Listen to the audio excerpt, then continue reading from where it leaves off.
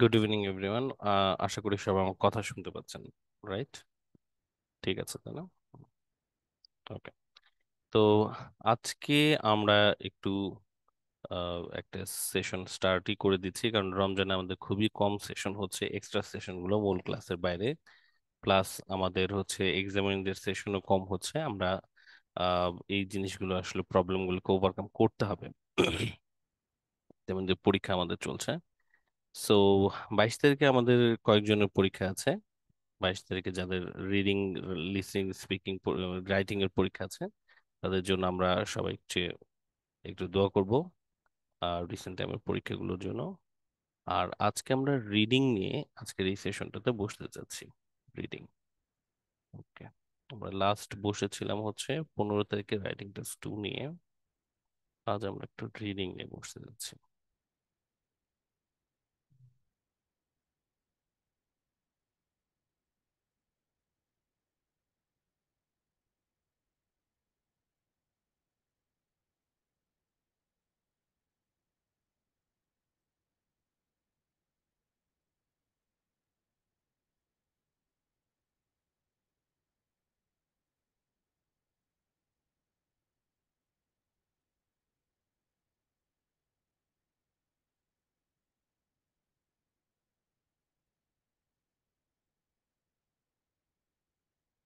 যেহেতু আমরা বেশ কিছুদিন পরে আবার বসছি, আপনাদেরকে মনে করিয়ে দিচ্ছি আমাদের বেসিক রিডিং এর স্টেপস গুলা কি আসলে। অবভিয়াসলি আমাদের বেসিক রিডিং স্টেপস গুলো হচ্ছে এটা: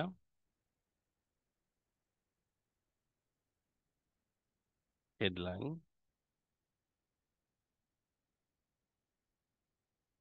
কোয়েশ্চেন্স, ইনস্ট্রাকশন,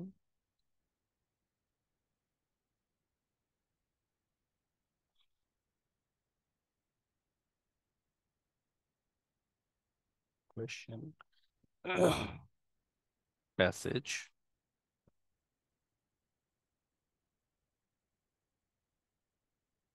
অ্যান্সার পেপার যদি আমরা পেপার বেস পরীক্ষা দিই। আর যদি আমরা কম্পিউটার বেস পরীক্ষা দিই, সেক্ষেত্রে যে প্যাসেজের পরে যখন আমরা কোশ্চেন আবার ব্যাক করছি, তখন আমাদের অ্যান্সারটা ক্লিক করলেই জাস্ট হয়ে যাবে। ঠিক আছে, তো এটা আমাদের হচ্ছে বেসিক প্যাটার্ন। আজকে একটা কোশ্চেন টাইপ নিয়ে আমরা কাজ করতে যাচ্ছি, সেটা হচ্ছে সামারি কমপ্লিশন উইথ বা উইদাউট ক্লু টাইপের প্রশ্ন নিয়ে আমরা আসলে কাজ করব। Summary completion. Sir with clue নিয়ে কাজ করেন স্যার। ঠিক আছে। স্যার আমাদের জেনারেল কিন্তু একটু পড়ায়েন স্যার। ও, জেনারেল ট্রেনিংদের থেকেই পড়াবো আজকে, চলুন। কারণ নিয়মটা তো সবার হুম। জন্য সেম। ঠিক আছে। কিন্তু জেনারেল ট্রেনিংদের তো আমি উইথ ক্লুজ খুঁজে পাচ্ছিলাম না। দাঁড়ান তো, দেখি তো, একটু খুঁজে দেখি। ওকে এভরিওয়ান, আমরা অবশ্য সলভ করতে যাচ্ছি উইদাউট ক্লু, কিন্তু নিয়মটা উইদাউট ক্লু আসলে উইথ ক্লুর মতোই একই রকম, বরঞ্চ উইদাউট ক্লুটা বোধহয় একটু আরো টাফ, যেহেতু আপনাকে প্যাসেজে গিয়ে খুঁজে বের করতে হচ্ছে। সো সামারি কমপ্লিশন উইদাউট ক্লুর ক্ষেত্রে আজকে আমরা যে কন্টেন্টটা নিব, ম্যাটেরিয়ালটা, সেটা জিটির গ্রামার বই, কেমব্রিজ 17 জিটি। কিন্তু একাডেমিকরাও এটাতে লাভবান হবেন, কারণ এটা ঠিক একাডেমিক প্যাসেজের মতোই একটা প্যাসেজ, অর্থাৎ লাস্ট প্যাসেজটা জিটিদের। তো এটাতে সলভ করে আপনারা যে রুলটা ফলো করবেন, সেটার মতো করে আপনারা ফাইনাল এক্সামেও দিতে পারবেন আপনাদের প্যাসেজও। Page 29, test 1, test.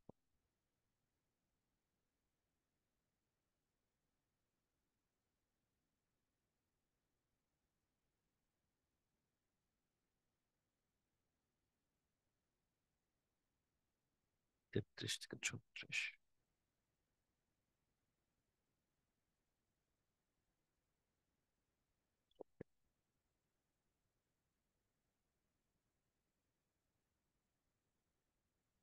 তো আমরা যথারীতি যেভাবে রিডিং প্যাসেজ গুলো শুরু করি, সেভাবে আমরা শুরু করব। আমরা দেখতে পাচ্ছি আমাদের এখানে হেডলাইনে লেখা আছে a significant development in mining safety. ঠিক আছে, significant development in mining safety. Significant development মানে আমরা বুঝতে পারছি যে বেশ ভালো ইমপ্রুভমেন্ট হয়েছে, কিন্তু মাইনিং সেফটি বলতে আসলে কি বোঝাচ্ছে? মাইনিং সেফটি মানে কি এনিওয়ান?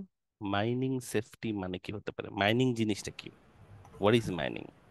খনিতে কাজ করার বিষয় দিছে। খনি, হ্যাঁ, খনিতে এই কাজ মাইনিং করার মানে হচ্ছে নিরাপত্তা খনি। বিষয়। এক্স্যাক্টলি। মাইনিং শব্দটার সাথে আমাদের খনি আসলে কানেক্টেড। তো গোল্ড মাইন থাকে, কোল মাইন থাকে, বিভিন্ন ধরনের। এখানে একটা মজার জিনিস আপনাদেরকে বলি। মাটি খুঁড়ে যেই জিনিসগুলোকে বের করে নিয়ে আসা হয়, খনিজ পদার্থগুলো, ইংরেজিতে এটাকে আপনারা অনেকেই হয়তো জানেন, এটাকে বলে হচ্ছে আমাদের fossil fuel, right? Fossil fuel, fossil fuel. Fossil ফিউয়েলটা হচ্ছে ফসিল ফিউয়েলটা হচ্ছে মাটি খুঁড়ে আমাদের এই যে সম্পদগুলো যেগুলো বের করে নিয়ে আসছে। আর এটা যখন আপনারা জানবেন এই টার্মস গুলোর সাথে, আরেকটা হচ্ছে রিনিউয়েবল এনার্জি। আজকে এগুলো হয়তো আসবে না, বাট আপনাদেরকে আইএলটিএস এর জন্য এই শব্দগুলো আর কি খুবই জরুরি। রিনিউয়েবল এনার্জি, ফসিল ফিউয়েল, এই টার্মস গুলো ঘুরে ফিরে আসবে। কেউ একটু বলতে পারবেন ফসিল ফিউয়েল জিনিসটা কি? জীবাশ্ম জ্বালানি একে বলে। জীবাশ্ম জীবাশ্ম জ্বালানি জ্বালানি। জীবাশ্ম বলতে জ্বালানি। অনেক দিন, বৈশিষ্ট্যটা কি জীবাশ্ম জ্বালানি কোনগুলো? 1000 বছর মাটির আগের নিচে। যে এগুলা, স্যার, গাছ বা অনেক জিনিস যেগুলো মাটি চাপা পড়ে যে জ্বালানি সৃষ্টি হয় পেট্রোল ওগুলার মনে জ্বালানিতে হয়। কনভার্টেড হয়ে গেছে, হ্যাঁ। Petroleum diesel. হুম, এগুলো হচ্ছে আমাদের কয়লা ফসিল ফিউল। ডিজেল। আর রিনিউয়েবল এনার্জি জিনিসটা কি? স্যার স্যার যেগুলো নবায়নযোগ্য শক্তি। সোলার, নবায়নযোগ্য, উদাহরণ, যেগুলো উইন্ড। বারবার, উদাহরণ। যেগুলোর উপরন্ত স্যার শেষ হবে না, যেমন সূর্য, এটা শেষ হবে না, বাতাস, সোলার, ভেরি গুড। পানি। Solar wind. সোলার এনার্জি, জি এক্স্যাক্টলি। স্যার। তো ফসিল ফুয়েলের মধ্যে মাইন শব্দটা যে জন্য আসলো আর কি, বলতে চাইলাম কিছু ফসিল ফুয়েল গুলো হচ্ছে এগুলো এরকম, যেমন ধরেন কোল, রাইট? তারপরে হচ্ছে অয়েল, তারপর হচ্ছে গ্যাস। তো এখানে মজার যে জিনিসটা সেটা হচ্ছে খনি। বাংলায় আমরা এগুলোকে সবগুলোকে বলি কয়লার খনি, তেলের খনি, গ্যাসের খনি। কিন্তু আপনি যখন ইংরেজিতে বলবেন, কোল হচ্ছে মাইন, কারণ এটা হচ্ছে শক্ত, মানে হার্ড বস্তু আর কি। কিন্তু বাকি দুটাকে কিন্তু মাইন বলে না। কারো জানা আছে কি বলে? অয়েলের ওরে বলে খনিকে, স্যার আক্ষরিক মনে হয় নাকি? তেলের খনির ইংলিশ কি? Oil fuel. Field, oil field. এবং গ্যাসের খনির ইংলিশও কিন্তু এটাই, গ্যাস ফিল্ড। ঠিক আছে, খনির এই ইংরেজিটা আর কি। যে যদি এটা মানে কঠিন বস্তু হয় তাহলে সেটা মাইন, কিন্তু তরল বা গ্যাসীয় পদার্থ হলে সেটা কিন্তু মাইন না, সেটা হচ্ছে ফিল্ড। হুম। তো অয়েল ফিল্ড, গ্যাস ফিল্ড, কিন্তু কোল মাইন, তারপরে হচ্ছে গোল্ড মাইন, সিলভার মাইন। ওকে। তো এই হচ্ছে ব্যাপার। রিনিউয়েবল এনার্জি আমরা মোটামুটি দেখে রাখলাম। ওকে, লেটস গেট স্টার্টেড। এবার আমরা হচ্ছে স্কিপ করে প্রশ্ন সলভ করাটা দিকে এগিয়ে যাব। হুম, প্রথম প্রশ্ন, আমরা তাহলে বুঝে নিলাম এই significant development in mining safety. Mining এর সেফটির ব্যাপারে কিছু একটা আলোচনা করেছি, কিছু সেকশনস ডিভাইডেড করা আছে, আর উপরে আমাদের লিস্ট অফ হেডিংস আছে। আমরা আরেকদিন হয়তো এই লিস্ট অফ হেডিংসটা সলভ করব। আজ আমরা ফোকাস করতে যাচ্ছি আমাদের গ্যাপ ফিলিং এর দিকে, অর্থাৎ 33 থেকে 36। প্রথমে খেয়াল করবেন ইনস্ট্রাকশনটা কি বলছে। রিসেন্ট টাইমগুলোতে গ্যাপ ফিলিং এর ইনস্ট্রাকশন মোটামুটি সেমই আসতেছে, right? More or less they are same. 33 to 36-এর ইনস্ট্রাকশন।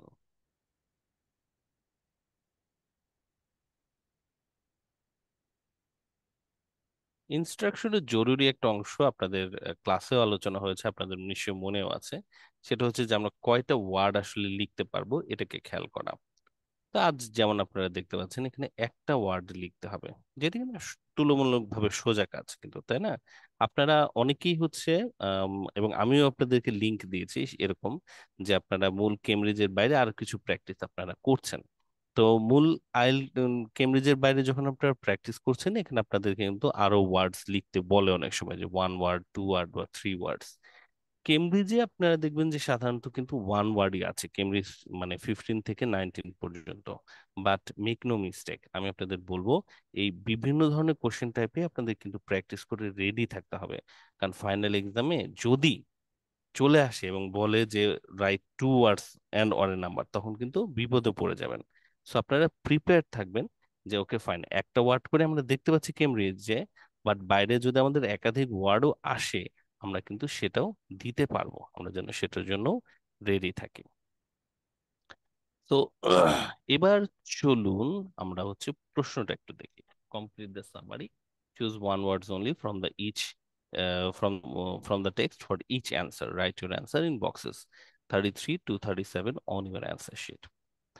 নাও এখন আমরা যে প্রশ্নটা দেখব, কোশ্চেনটা, এটা সামারি কমপ্লিশন। অবভিয়াসলি সামারি কমপ্লিশনের বৈশিষ্ট্যগুলো কি? সামারি কমপ্লিশনের বৈশিষ্ট্য হচ্ছে কমপ্লিশন ফিচার্স। যদি আমি বলি, এটা আপনাদের ক্লাসে আলোচনা করা হয়েছে। ফিচার্স, ফিচার্স গুলোর মধ্যে আছে এখানে মে কন্টেইন ল্যান্ডমার্কস,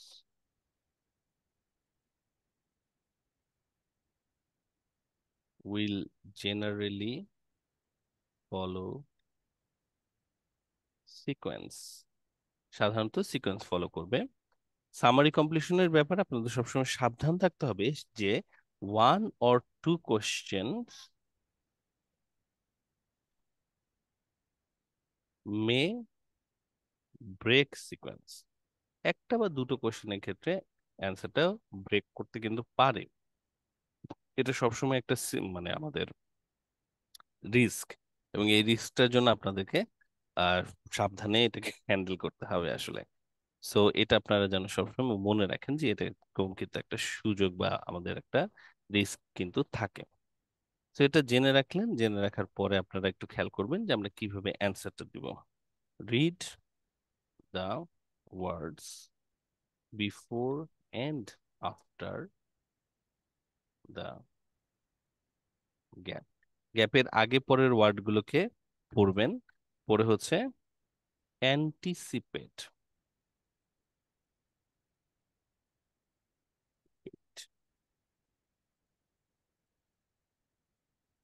অ্যান্টিসিপেট টেকনিকটাকে ফলো করবেন।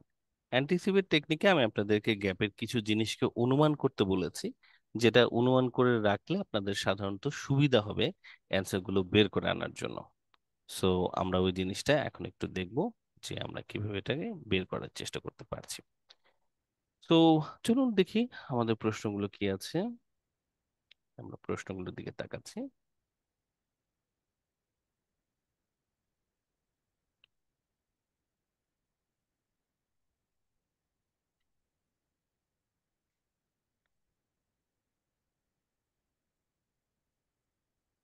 ওকে, প্রথম প্রশ্নটা সলভ করার জন্য আমার একজন ভলান্টিয়ার লাগবে। আপনাদের মধ্যে কে ভলান্টিয়ার হতে চাচ্ছেন আনমিউট করুন বা হাত তুলুন কাইন্ডলি। নবডি? আচ্ছা, আলামিন স্যার আছেন। সো আলামিন স্যার একটু কাইন্ডলি আনমিউট করুন। লেটস লিসেন, চলুন পড়া শুরু করে দেওয়া যাক। Sir Okay. দেখুন শুরুতে এটার একটা হেডলাইন আছে, তাই না? হেডলাইনটা একটু কাইন্ডলি পড়ুন। The problem of providing artificial lighting in coal mines. হুম, আচ্ছা, প্রবলেমটা কি ছিল আসলে? Artificial lighting in coal mine, coal মাইনের ভিতরে কৃত্রিম আলো দেওয়ার ক্ষেত্রে প্রবলেমটা আসলে কি ছিল, তাই না? কি ধরনের প্রবলেম এখানে আসলে ওরা ফেস করেছে? So boring. হ্যাঁ, ওকে, কোথায় ওকে। আচ্ছা, সালামিন স্যার এরপর আপনি প্রশ্নটা একটু পড়ুন। হ্যাঁ, কি লেখা আছে? কোল Okay. Mines. Coal mines in Europe only really developed from the 13th century. আচ্ছা, তো কোল মাইন ইন ইউরোপ, ইউরোপের যে কোল মাইন গুলো সত্যিকার অর্থে আলামিন স্যার কবে থেকে ডেভেলপ করা শুরু করেছে? 13th century থেকে। 13th সেঞ্চুরি থেকে ডেভেলপ করা শুরু করেছে। তারপরের লাইনটা পড়ুন। As they become deeper, the methods used for lighting them created a serious risk of dash Dash. due to the presence of fire dam. Fire time, এইটুকু পড়ে আমরা জি। একটু থেমে যাই স্যার। সো এখানে আমাদের জন্য কিছু ক্লু আছে। একটা ক্লু হচ্ছে 13th century, R age they, দে বলতে অবভিয়াসলি মাইন গুলোকে বোঝাচ্ছে, Mine. তাই না? এই মাইন গুলো জি। যখন ডিপ মানে আরো গভীর থেকে গভীরতর হচ্ছিল, তো the method use for lighting, lighting এর জন্য ওরা যে মেথডটা ব্যবহার করছিল একটা সিরিয়াস রিস্ক ক্রিয়েট করলো অফ ড্যাশ। কিসের জন্য? ডিউ টু মানে হচ্ছে রিজনটা কি? reasons. Presence of fire damp. Fire ড্যাম্পও Dam. আমাদের একটা ক্লু। ফায়ার জি, ড্যাম্পের উপস্থিতির কারণে কিসের সিরিয়াস রিস্ক ক্রিয়েট হলো এটা আমাদেরকে create হচ্ছে হলো। বের করতে বের হবে। করতে হবে। তো স্যার অবভিয়াসলি এটা কিন্তু একটা কি হবে? নাউন হবে, Noun. তাই না? হুম, এর জি, রিস্ক অফ ড্যাশ of, বলেছে, তাই না? yes, একটা ভালো জি, চান্স আছে যে এটা আসলে সিঙ্গুলার হবে, বাট ওরা হুম, পাস্ট টেন্সে কথাটা বলবে যেহেতু এটা জি, past 13 tense, সেঞ্চুরির কথা বলছে। এ ড্যাশ, তো এটা সিঙ্গুলার হওয়ার কথা। singular, আর প্রথম অক্ষরটা ভাওয়েল বা কনসোনেন্ট হবে কিনা এইটা আসলে সেটা আমরা বোঝা এখানে যাচ্ছে না। অনুমান করতে পারবো না। হ্যাঁ, কারেক্ট। সো আলামিন স্যার, চলুন আমরা একটু চেক করে দেখি এই জি, রিলেটেড কথা প্যাসেজে কি আছে এবং সেটা আমরা অ্যান্সার দিতে পারছি কিনা। চলো আমরা তাহলে এবার প্যাসেজের দিকে একটু যাই। আমাদের জন্য ক্লু হচ্ছে 13 সেঞ্চুরি। এই কোশ্চেনটার আগে টেকনিক্যালি আমাদের লিস্ট অফ হেডিংস আছে। লিস্ট অফ হেডিংস যেহেতু পুরো প্যাসেজ জুড়েই থাকে, আমরা ঠিক শিওর না আমাদের গ্যাপ ফিলিং এর অ্যান্সারটা কোথা থেকে আসতেছে। সো আমরা একটু 13 সেঞ্চুরিকে মোটামুটি খোঁজার চেষ্টা করি। দেখে তো 13 সেঞ্চুরির কথা এ প্যারাগ্রাফে কোথাও আছে কিনা, না পেলে আমরা বি প্যারাগ্রাফের দিকে যাব। এই যে এনিওয়ান এখানে স্যার 13 ডিপার সেঞ্চুরি দেখি। কথাটা আছে, এই যে যে এখানে ডিপার স্যার। ডিপারটা পেয়ে গেছেন? জি স্যার, এই যে সেকেন্ড ও প্যারাগ্রাফের 13 সেঞ্চুরি, ফোর্থ মাসুদ লাইনে। রানা স্যার 13 সেঞ্চুরি হ্যাঁ, কেউ পেয়েছে, 13th সেঞ্চুরি এতেই পেজ, আছে। জি, হ্যাঁ, এর থেকে। তাহলে 13 সেঞ্চুরির এই প্যারাগ্রাফটাতে আমরা এখন যে জিনিসটা খুঁজবো সেটা হচ্ছে 13 সেঞ্চুরিতে কিসের রিস্ক আসলে বেড়ে গিয়েছিল। ওকে, এখন এই প্যারাগ্রাফটা একটু বড়, বাট ডোন্ট ওয়ারি, কারণ এখানে আপনি কিন্তু একাধিক প্রশ্নের অ্যান্সার পাচ্ছেন, তাই না? আপনার কিন্তু সময় নষ্ট হবে না। এখান থেকে পড়ে আপনি যদি অ্যান্সারটা বের করেন, আপনি আসলে একাধিক প্রশ্নের জবাব পেতে যাচ্ছেন।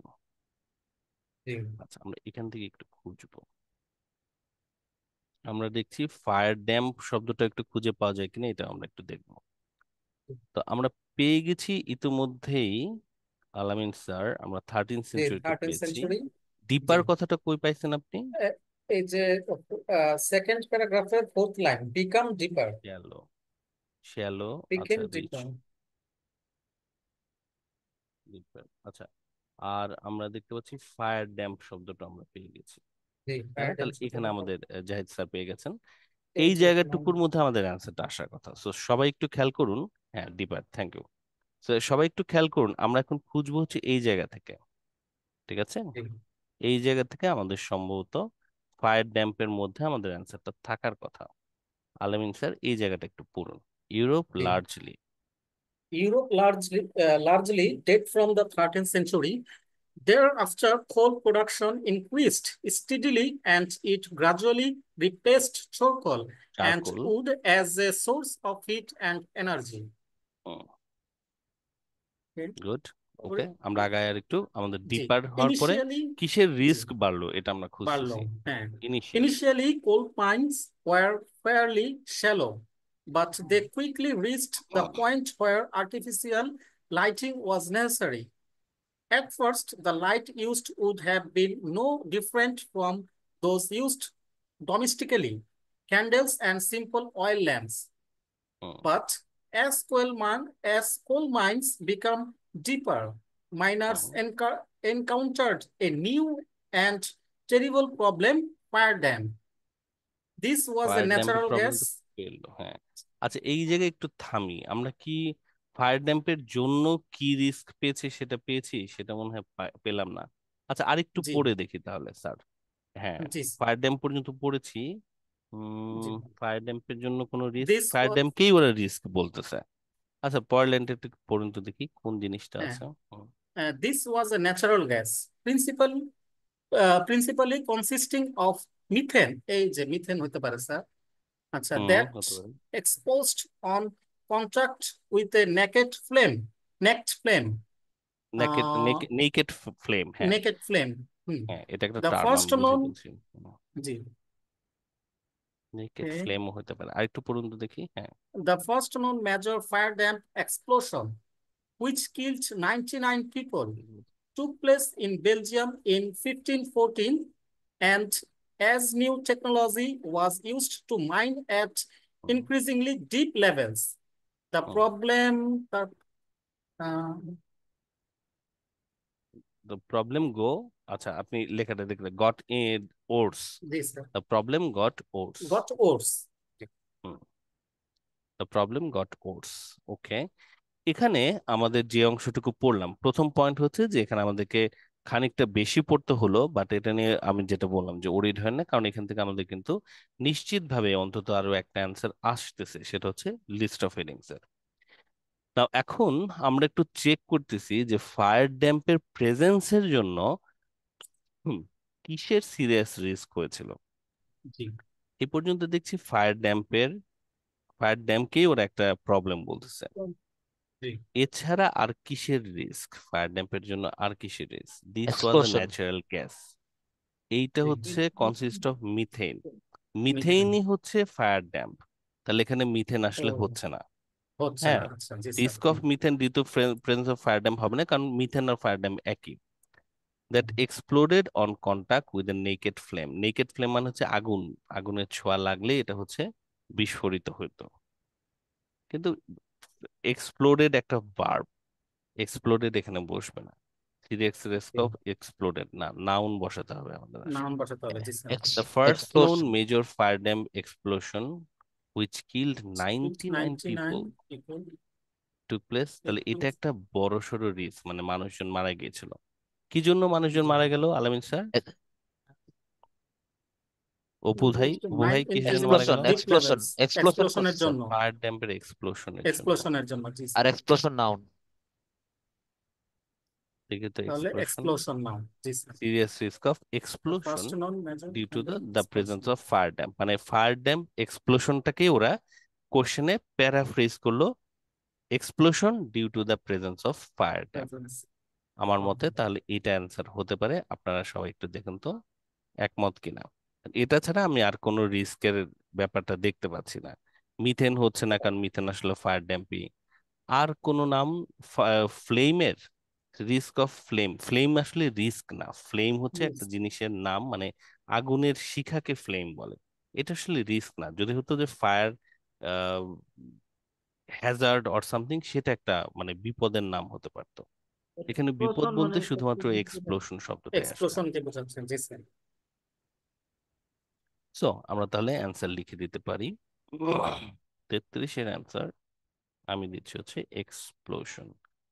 আপনারা দেখতে পাচ্ছেন আমি হচ্ছে লোয়ার কেসে এক্সপ্লোশনটা লিখলাম, কারণ আমাদেরকে লেখার নিয়মটা হচ্ছে হয় সব আপার কেসে লিখতে হবে, না হলে আমরা অ্যাপ্রোপ্রিয়েট কেসে লিখবো। সো আমি অ্যাপ্রোপ্রিয়েট কেসে লিখেছি, আপনারা আপার কেসে লেখাটাও অ্যালাউড আছে। সো এই পর্যন্ত আমরা দেখলাম। আপনাদের মনে আছে নিশ্চয়ই, মানে কেমব্রিজের বইয়েরই কিন্তু শুরুর দিকে লিখে দেওয়া আছে যে আপার কেস এবং lower case allowed, lower case বলতে অ্যাপ্রোপ্রিয়েট কেস। সো লিসেনিংও এই কি পর্যন্ত সেম আমাদের স্যার? গেল। আপার কেস গুলো দেওয়া থাকে স্যার? সাইফুল ভাই কি বললেন? লিসেনিংও কি সেম স্যার? আপার কেস সব হ্যাঁ দেওয়া যাবে আর লোয়ার কেস হ্যাঁ, দিলে লিসনিং ও সেম, লিসনিং এও যে শুরুতে ইনস্ট্রাকশনে ওরা বলেই দিয়েছে। হ্যাঁ, বইয়ের শুরুতে, কেমব্রিজের বইয়ের শুরুতেই দেখবেন যে লিখাই আছে আসলে যে আপার কেস লোয়ার কেস দুইটাই অ্যালাউড। আচ্ছা এখন হচ্ছে এটার সলিউশন। তাহলে আমরা 33-এর আনসারটা পেলাম প্যারাগ্রাফ এ তে, তাহলে এর 34-এর আনসার আছে অবশ্যই প্যারাগ্রাফ এর পরে কোথাও, এবং এখানে আছে আমাদের হচ্ছে সলিউশনটা। এই জায়গাটা এবার আমরা একটু পড়বো। তো ইমু ম্যাম আপনি একটু আনমিউট করুন, আপনার প্রশ্ন থাকলে বলুন এবং তারপর পড়ারও একটু চেষ্টা করুন। ইমু, জি প্রশ্ন আছে স্যার, কোনো আমার ম্যাম? জি জি স্যার, আমি তো অনেক জি আগে ম্যাম। প্রশ্ন করার জন্য গিয়েছিলাম। হচ্ছে স্যার, আমরা যখন নাকি ওই যে উইদাউট ক্লুটা করলাম, তখন জি আপনি ম্যাম। ক্লাসের মধ্যে বললেন না যে মানে মার্ক দেখবেন যে এটা কত নাম্বার কোশ্চেনে আসছে, যেমন জি 33, এটা তো অনেক নিচে। জি তা জি। আপনি বলছেন কি যে হুম, তাহলে নিচের প্যারা থেকে স্টার্ট করবেন দেখা। ঠিক করতে আছে, হবে, আমাদের হ্যাঁ। ক্লু দিয়ে আমরা ওটা করব, কিন্তু ট্রু। এটা তো একবারে ফার্স্টের প্যারাতে চলে গেল। এটা হলো কোশ্চেন ছিল। হ্যাঁ, কেন আসলে ওটা একটু প্রথমে আমি ব্যাখ্যা করেছিলাম, আবার একটু বলছি। আহ, এখানে যদিও 33 নাম্বার প্রশ্ন, কিন্তু এটা টেকনিক্যালি এই প্যাসেজের প্রথম প্রশ্নগুলোর একটা, মানে এই প্যাসেজের প্রশ্নগুলো শুরুই হয়েছে আসলে কত থেকে দেখেন, 28 থেকে, তাই না? 28 থেকে 28 থেকে শুরু হয়েছে, এবং এটা শুরুতে আছে list of headings. List of headings এখন কেমন ধরনের প্রশ্ন? লিস্ট অফ হেডিংস হচ্ছে পুরো প্যাসেজ জুড়ে ছড়িয়ে আছে, এ থেকে ই পর্যন্ত প্রত্যেকটার হেডলাইন। তাহলে এটা আমাদের সিস্টেমের মধ্যে বাদ দিতে হলো, তো প্যারাগ্রাফ প্রত্যেকটার আমার হেডলাইন বের করতে হবে। তাহলে এটা সিরিয়াল মেনটেনের কোনো ঝামেলা নাই। তাহলে এটাকে যদি আমরা বাদ দেই, তাহলে টেকনিক্যালি আমাদের প্রশ্ন শুরু হচ্ছে কোত্থেকে? আমাদের এটা প্যাসেজ, আমাদের প্রশ্ন শুরুই হয়েছে এই সামারি কমপ্লিশন দিয়ে, এবং তারপর আরেকটা কোশ্চেন আছে। তার মানে প্যাসেজের মানে এক তাহলে জায়গাতে আমাদের হচ্ছে শুরুর দিকে, হ্যাঁ 35 বা ধরেন 26 এগুলো দেখলে আমরা নিচে যেতে পারবো না, আগে দেখতে হবে এই কোশ্চেনটা কি ফার্স্টের দিকে আছে নাকি, তাহলে আমাদের ফার্স্টের থেকে স্টার্ট করতে হবে। আম, একটা জিনিস খেয়াল করেন, এটা হচ্ছে থার্ড প্যাসেজ আর কি। থার্ড প্যাসেজে, হ্যাঁ থার্ড প্যাসেজে তো 27-এর পরেই থাকবে।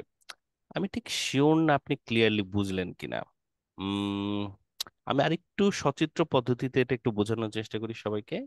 আমরা একটু সময় নিতে পারতাম, জাস্ট আমি এটা স্টার্ট করছি। এবার আমরা হচ্ছে 34 নম্বর কোশ্চেনের সলভ করব। One solution to improve ventilation by separating the dash into two parts. ইমু ম্যাম পড়তে চাচ্ছিলেন এটা, তাই না? তো ইমু ম্যাম আপনি একটু 34 নাম্বারটা প্রশ্নটা একটু পড়ে বলুন তো দেখি, মিনিংটা বুঝতে পারছেন কিনা। ওয়ান সলিউশন থেকে পড়বো তো না? One solution was to improve ventilation by splitting the dash into the two parts. আচ্ছা, However, তাহলে সেপারেট করছে না, ওই জায়গায় আমরা আর যাবো না। সেপারেট করছে কিছু একটাকে দুইটা পার্টে, তাই না? কিছু একটাকে দুটো পার্টে সেপারেট করে ভেন্টিলেশনটাকে ইমপ্রুভ করলে এটা হচ্ছে একটা সলিউশন। কারণ ওই যে হচ্ছিল কি, মানে আগুন টাগুন লেগে যাচ্ছিল, তো তো একটা সলিউশন ছিল সেপারেট করে, কোন একটা কিছুকে সেপারেট করে দুই পার্টে ভেন্টিলেশনটাকে যেন ওরা ইমপ্রুভ করে। ventilation. এখন ইমু ম্যাম আমরা প্যাসেজের দিকে তাকাবো। আমাদের প্রথম প্রশ্নের স্যার অ্যান্সারটা আগে এসেছে আমরা এতে। ক্লু করে ল্যান্ডমার্ক নিব। আমরা একটু দেখে নেবো, হ্যাঁ। সো আমরা একটু দেখে নিই এখানে ল্যান্ডমার্ক কি আছে। ভেন্টিলেশন বোধহয় আমাদের ল্যান্ডমার্ক। আর আরো কিছু জিনিস, যেমন ধরেন এখানে The two নাউন parts. থাকবে অবভিয়াসলি, আবারও নাউন নাউন থাকবে। থাকবে। পাস্টের কথা এটা বলবে। পাস্টে হবে, হ্যাঁ ওয়াজ আছে আর এটা দা পাস্টে। বলেছে তো, হ্যাঁ দা বলেছে তো, দা মানে হচ্ছে সিঙ্গুলার থাকবে, তাহলে যেটা আর্টিকেল দা ড্যাশ আছে, তাহলে এটাও সিঙ্গুলার হবে। কোন জিনিসটাকে দুই ভাগে ভাগ করে ভেন্টিলেশনকে ইমপ্রুভ করবে? আমরা ভেন্টিলেশন ইমপ্রুভের ব্যাপারটা একটু দেখি। সলিউশন মানে এই প্রবলেমের সলিউশনটা কি, দেখি পরে কোথাও সলিউশনের ব্যাপারে আলোচনা করেছে কিনা। এই প্যারাগ্রাফ তো আমাদের শেষ হয়েছে, বি প্যারাগ্রাফের শুরুতে আমি সলিউশন দেখতে পাচ্ছি। ঠিক আছে, জি তাহলে স্যার, এখানে শুরুতে থাকতে এটা পারে, নাও ভেন্টিলেশনও থাকতে আছে পারে। স্যার। হ্যাঁ ভেন্টিলেশন আছে শুরুতেই, তাহলে আমাদের হচ্ছে শুরুতে হয়তো অ্যান্সারটা থাকবে। চলুন টু আমরা পার্টও, টু পার্টসটা খুঁজতে হবে। ইন্টু টু পার্টস, হ্যাঁ দেখি কোনটাকে টু পার্টসে ডিভাইড করেছে। বি প্যারাগ্রাফটা ম্যাম পড়া শুরু করুন। জি, the simplest solution was to improve the ventilation of the mine. Many means had only one staff leading from the surface down to the working area below. Ventilation could be improved to some extent by dividing this dividing dividing this into a downcase, bringing ডাউনকাস্ট downcast, bringing in fresh area, and fresh air, an upcast, returning caste fuel, foul, foul air, and fire dump to the surface. Damp sir, to the এখানে তো surface. এখানে তো মনে হয় দুইটা কথা, two parts না বলে দুইবার বলছে। টু পার্টসে আসলে ডিভাইড করছে, ডিভাইড বলেছে, দুইটা জি জি স্যার। পার্টের নাম বলে দিয়েছে, তাই না? হুম হুম ভেন্টিলেশন হুম, কথাটা বলা আছে, জি জি স্যার। রাইট? জি, জাতি অ্যান্সার পেয়েছেন? দেখি সবাইকে জিজ্ঞেস করি। শ্যাফট জাতি শ্যাফট মুখে বলেন তো, শ্যাফট এখানে বলছে দিস। কাকে দুই পার্টে ভাগ করতেছে মাইন বলেন তো? হবে স্যার। শিপ শ্যাফট কে আচ্ছা স্যার, শ্যাফট মাইনকে কে দুই, বলছে ডিভাইডিং দিস, ওখানে আবার এটা বর্ণনা করছে দিস হিসেবে। এখন শ্যাফট হবে আনসার। শ্যাফটকে ভাগ করতেছে না মাইনটাকে দুই ভাগে ভাগ করতেছে? One shaft mine leading from surface, shaft K sir এখানে ডিভাইডিং দিস, এটা তো এখানে ক্যারি করছে একটা। মাইনকে ডিভাইডেড করছে স্যার। মানে না, many minds had only one shaft, ওটাকে দুই ভাগ করছে। আচ্ছা তাহলে এইখানে ডিভাইডিং দিস, এই দিসের যদি আমরা নাউনটাকে ধরতে পারি আমরা অ্যান্সার পেয়ে যাচ্ছি, তাই না? যে ventilation could be improved by dividing this. Dividing. One solution was improve ventilation by separating, মানে dividing the dash. তাহলে এই দিসের যে নাউনটা সেটাই আমাদের আসলে অ্যান্সার। তো সবাই একটু আরেকবার খেয়াল করুন, দিস কি আসলে কে বোঝাচ্ছে নাকি মাইন্ডকে বোঝাচ্ছে? কার কি মনে হয় দিস আসলে কাকে বোঝাচ্ছে? শ্যাফটকে Mind নাকি के sir. Mind के sir, mind के মনে হচ্ছে। মাইন্ড কে না স্যার, শ্যাফট কে স্যার বোঝাচ্ছে, কারণ শেফট কে, কারণ এখানে অনলি ওয়ান শেফট বলছে। অনলি ওয়ান শ্যাফট লিখছে, reading from the surface down to the হ্যাঁ হ্যাঁ, only one shift লেখছে। আচ্ছা, নিচে যে যাইতেছে তাকে হচ্ছে ডিভাইড করা হচ্ছে, নিচে যাচ্ছে তো শ্যাফট, তাই না? মাইন তো পুরাটাই, জি। মাইন হচ্ছে পুরোটাই। Many mines had only one shift, অনেক মাইনগুলোরই একটা শেফট থাকে, যেটা সারফেস থেকে লিড করে ওয়ার্কিং এরিয়া পর্যন্ত যায়, down to the working area. Ventilation could be improve to some extent, ventilation কি ইমপ্রুভ করা যাবে বাই ডিভাইডিং দিস, মানে dividing this shaft into downcast and upcast. Downcast যেটা, সেটা হচ্ছে উপর থেকে ফ্রেশ এয়ার নিয়ে নিচে যাবে, আর আপকাস্ট হচ্ছে নিচের থেকে সে ওই যে খারাপ বাতাসটাকে উপরে নিয়ে আসবে। বলে একটা ধরেন লিফট নিচে যায় আর উপরে ওঠে, তার বদলে ওরা দুইটা লিফট দিতে বলতেছে, একটা লিফট হচ্ছে বাতাস নিয়ে যাবে আর একটা লিফট হচ্ছে খারাপ বাতাস বের করে নিয়ে আসবে। বের করে দেবে। আইডিয়াটা, হ্যাঁ আইডিয়াটা মূলত হচ্ছে মানুষের ফুসফুস থেকে বোধহয়, ফুসফুসে এইভাবে কাজ করে। সো জি। অ্যান্সার আমাদের কি হবে? অ্যান্সার হচ্ছে Shift. Shift, I think so. তো সবাই একটু লিখে ফেলেন অ্যান্সারটা শেফট। এরপরে আমরা একটা মজার কাজ করবো এখন। থ্যাংক ইউ সবাইকে। এবার আমরা হচ্ছে গুচ্ছ পদ্ধতিতে সলভ করব পরের অ্যান্সার দুটো। চলেন আমরা গুচ্ছ পদ্ধতিতে সলভ করি। আপনাদেরকে এবার আমি কিছু ব্রেকআউট রুমে ডিভাইড করতে যাচ্ছি। Join the breakout room. 3 থেকে 4 জনের এক একটা রুম, 3 জনের রুম, 2 থেকে 3 জনের রুম। ব্রেকআউট রুমটা ওপেন হয়েছে, সবাই ব্রেকআউট রুমে জয়েন করুন।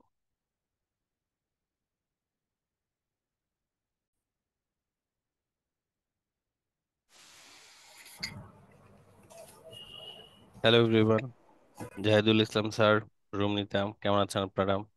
জাহিদুল স্যারের সাথে অনেকদিন পর দেখা হলো। জাহিদুল কই, কেমন আছেন জাহিদুল স্যার? অ্যান্সার কি বলেন স্যার সবাই আপনাদের? স্যার আমি ভালো আছি স্যার। Sparks হ্যাঁ, manpower. শাওয়ার আর আচ্ছা, ম্যান পাওয়ার মনে হয়। Spark sir, shower and man power. Sparks okay, and manpower. আচ্ছা ঠিক 35 আছে। হবে স্পার্কস মনে হচ্ছে, আর 36 ম্যান পাওয়ার। আচ্ছা, স্পার্ক এটার অ্যান্সার, এটার পক্ষে কে কে দেখি স্যার হাত তোলেন দেখি, কে কে মনে করছেন স্পার্ক হবে? হাত তুলতে হবে স্যার। আপনাদেরকে, আপনারা জেনে হতাশ হবেন যে এটার এত অ্যান্সার কফি আসলে স্পার্কসি। স্পার্কস। কিভাবে এস ছোট আসতেছে কেন আমার? Okay. হুম, ও আচ্ছা, বুঝতে পেরেছি কেন। ওকে,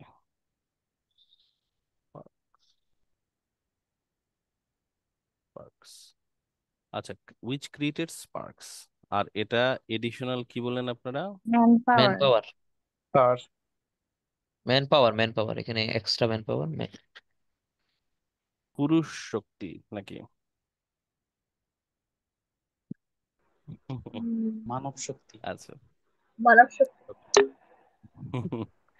আচ্ছা, তো another possibility was a device which created a dash, as it was believed this would not ignite the gas. এটা কোথায় বলেছে? নেকেড ফ্লেম, আরেকটা অল্টারনেটিভ, এটা না এখান থেকে বলেছে না, অ্যান অল্টারনেটিভ থেকে। জি স্যার। আচ্ছা আচ্ছা, শ্রাবণী পয়েন্ট দেখি ma'am, an alternative. An alternative was a device invented in about 1750 consisting of a flint which struck against a piece of iron when a handle was turned, creating a shower of sparks which lit up the surrounding area. These were These were believed Will be too cool to ignite fire them. হ্যাঁ, এইটুকুতে তাহলে আমাদের অ্যান্সারটা আসলো, কারণ এটা ignite করবে না গ্যাসকে। তাহলে কে ইগনাইট করবে না? Shower of Fire of sparks, sparks. এটা ইগনাইট করবে না। কিন্তু আমরা শ্রাবণী কয়টা ওয়ার্ড লিখতে পারবো? একটা। একটা যদি ওয়ার্ড লিখি একটা তাহলে হ্যাঁ, এ শাওয়ার অফ স্পার্কের মধ্যে একটা ওয়ার্ড যদি আমাদের চুজ করতে হয়, আমাদেরকে স্পার্কস কে sparks চুজ দিতে করতে হবে। হবে। কারণ জি শাওয়ারের অন্য আরো মিনিং আছে, কিন্তু স্পার্কস এর আর কোনো, মানে এটা এটা একটা কম্পাউন্ড নাউন যার সেন্ট্রাল হচ্ছে স্পার্কস কথাটা আসলে। তো এই জায়গা থেকে শ্রাবণী আমরা অ্যান্সারটা কিন্তু পেয়ে গেলাম। জি স্যার। Okay, এবার পরের প্রশ্নটা বলেছে, আপনারা বলছেন however this required additional dash as As well well as as maintenance maintenance. And replacement. এইটা Right. একটু আমরা অন্য কাউকে দিয়ে পড়াই, শ্রাবণী। জি কে আছে আর? শফিউল্লাহ স্যার কি হাত তুললেন পড়ার জন্য, বা সাদিয়া কে পড়তে যাচ্ছে? স্যার এটা প্রথমে আমার দেখে ফ্লিন্ট মনে হয়েছিল যে এটা এই যে ফ্লিন্ট হবে কনসিস্টিং অফ 35-এর লেখা না 36-এর? 35-এর 35-এর না 36? 35-এর কি হবে? কোনটা? এই যে কনসিস্টিং ফ্লিন্ট, অফ, ও ফ্লিন্ট। হ্যাঁ ফ্লিন্ট, আচ্ছা, এটা মনে হয়েছিল কিন্তু কনসিস্টিং এই দুইটার ফ্লিন্ট। ভিতরে কনফিউশন। আচ্ছা, device involved in about dash consist of Flint, যেটাকে কিনা স্ট্রাক করা হয়। ডিভাইস যেটা ক্রিয়েট করে, মানে ডিভাইসটাই হচ্ছে ফ্লিন্ট। হ্যাঁ, ডিভাইসটাই ফ্লিন্ট, আর আমাদেরকে খুঁজতে ছিল ডিভাইসটা ক্রিয়েট করে কাকে। ব্যাপারটা অনেকটা, ডিভাইসটার নাম চুলা আর ডিভাইসটা তৈরি করে হচ্ছে আগুন, এরকম। সাদিয়া বুঝতে পেরেছেন? সো জি স্যার। ডিভাইসটাই হচ্ছে ফ্লিন্ট, যেটাকে কিনা আয়রনের এগেনস্টে স্ট্রাক, মানে বাড়ি দেওয়া হয়, তাতে সে ক্রিয়েট, এই যে ক্রিয়েট করে হচ্ছে শাওয়ার অফ স্পার্ক। এই জন্য আমাদের অ্যান্সারটা স্পার্কস হচ্ছে। ওকে, আচ্ছা, এবার আমরা পরের লাইনটা দেখছি, এটাতে এডিশনাল কিছু একটা লাগছিল। তো সাদিয়া যেহেতু আনমিউট করেছেন, এটা একটু পড়ুন তো। This device has major. This device has major drawbacks. Extra manpower had to be used to operate it continuously, and it also required regular maintenance and replacement. But worst of all, it was not in fact safe, and numerous accidents were caused when the sparks ignited ignited, from ignited fire damp. ignited কিন্তু ওদেরকে ignited কিন্তু বলছিল যে এটা fire dam ignite করবে না, কিন্তু দেখা গেল এটা আসলে ফায়ার ইগনাইট করতেছে। তাহলে এটা আনসেফ ছিল, কোশ্চেনের রিপ্লেসমেন্ট করার ঝামেলা ছিল, মেইনটেনেন্স করতে হতো। আর এখানে বলেছিল এক্সট্রা ড্যাশ লাগবে, এক্সট্রাটা এডিশনাল। সো আমার মনে হয় আপনারা সবাই বোধহয় এটাকে ধরতে পারছেন, রাইট? তখন যদি নাও পেরে extra থাকেন, এখন manpower. নিশ্চয়ই আপনারা ধরতে পারছেন, এক্সট্রা ম্যান পাওয়ার আসলে হবে। সো অ্যান্সারের লোকেশন গুলো আমরা দেখতে পাচ্ছি সিরিয়াল মেনটেন করে এসেছে। আমরা আগে পরের ওয়ার্ডস গুলোকে যদি খেয়াল করি, তাহলে আমরা কিছুটা অনুমান করতে পারবো। এটাই আসলে আমাদেরকে গ্যাপ ফিলিং কে সলভ করার নিয়ম। গ্যাপ ফিলিংটা আপনারা এখানে আরো একটা জিনিস দেখলেন, যে গ্যাপ ফিলিং এর অ্যান্সার গুলো 1 থেকে 2 প্যারাগ্রাফের মধ্যে ছিল। এটাও সামারি কমপ্লিশনের জন্য একটা অন্যতম বৈশিষ্ট্য। সামারি কমপ্লিশনের অ্যান্সার কিন্তু 1 থেকে 2 প্যারাগ্রাফের মধ্যেই সাধারণত থাকবে। সো এরই সাথে সাথে আমরা আমাদের আজকের সেশনটা শেষ করলাম, যে সেশনে আমরা জেনারেল ট্রেনিং কেমব্রিজ 17 বইটার একটা সামারি কমপ্লিশন টাইপের প্রশ্ন সলভ করলাম। যারা জেনারেল ট্রেনিং আছেন আপনাদেরও হেল্প হলো, আর যারা একাডেমিক ছিলেন তারা এটা অবভিয়াসলি আপনারা করেন নাই, লাইভ আপনারা করলেন। আমার মনে হয় আপনারা মোটামুটি এটা ভালোই বুঝতে পেরেছেন। সো এই টাইপের আরো কিছু সামারি কমপ্লিশন জেনারেল ট্রেনিং এ আছে। In fact summary completion general training এর প্রতিটা প্যাসেজেই আসলে আছে, বড় প্যাসেজটার সাথে।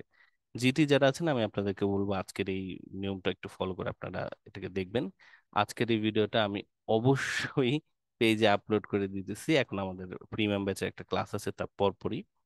সো আপনারা ওইখান থেকে এটা আরেকবার দেখে নিতে পারবেন, দেখে নিয়ে আপনারা জিটি যারা আছেন, আপনারা সামারি কমপ্লিশনটা প্রতিটা প্যাসেজের সাথে আছে, একটু সলভ করে ফেলুন।